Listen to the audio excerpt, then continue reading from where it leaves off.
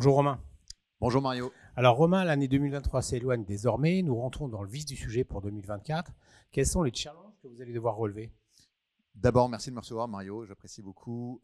Effectivement, l'année 2023 se termine et elle a été signe de nombreux challenges pour nous, comme pour beaucoup d'asset managers. On a vu des comportements d'allocation énormément évoluer de la part de nos partenaires CGP. Moins de pierres papier, beaucoup plus de fonds datés, des fonds high yield à échéance notamment. Et puis un petit peu moins d'actions, évidemment, les structurés qui tirent très bien leur épingle du jeu. Surtout, chez Swiss Life Asset Managers, c'était une année pendant laquelle on a véritablement réfléchi, pendant laquelle on a choisi d'innover, de se positionner et de penser à ce que c'était demain. Et donc, on a cherché à être innovant et ingénieux pour les périodes à venir, parce que cette année 2023 qui était challenging, eh bien, elle va se poursuivre en 2024 avec effectivement de nouveaux challenges. Merci Romain. Alors quand vous parlez d'ingéniosité et d'innovation, à quoi pensez-vous en particulier?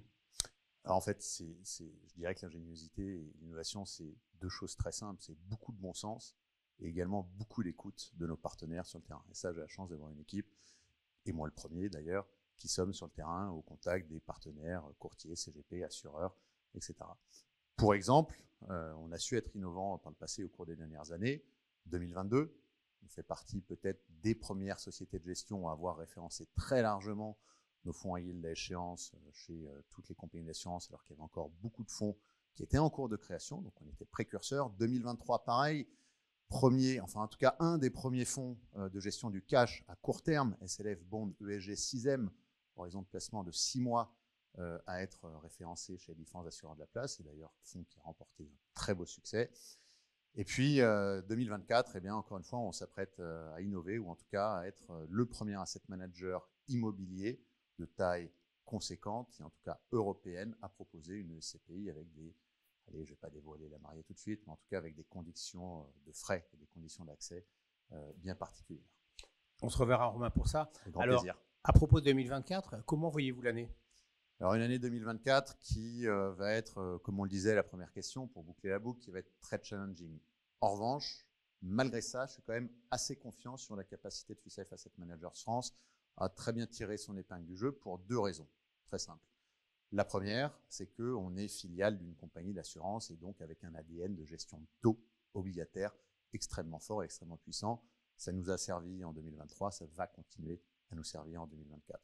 Deuxième composante, la partie immobilière cette fois-ci, où on a eu un discours plutôt jusqu'alors assez prudent en 2023, où on n'était pas du tout à surpousser à la consommation. Et là, pour 2024, on commence à se dire que peut-être il y aura un plateau de stabilisation des valorisations et peut-être un rebond de ces valorisations. Donc, une activité immobilière qui devrait reprendre des couleurs et qui devrait repartir avec des collectes évidemment sur la pierre papier. 2024, ça va être aussi une année où il va y avoir beaucoup de changements réglementaires.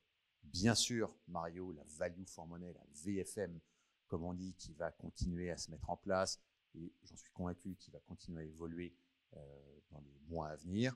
Une loi qu'on appelle industrie verte, qui plutôt sur le deuxième semestre devrait notamment changer pas mal de choses du point de vue des enveloppes de retraite.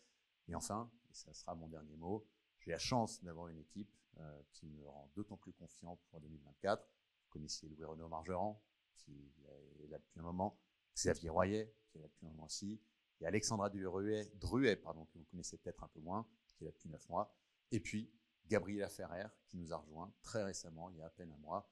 Donc on a une équipe toujours plus présente, et le but, eh bien, c'est d'être de plus en plus près des partenaires, et donc d'asseoir notre marque et nos convictions, et notre capacité à être innovant et à écouter les partenaires.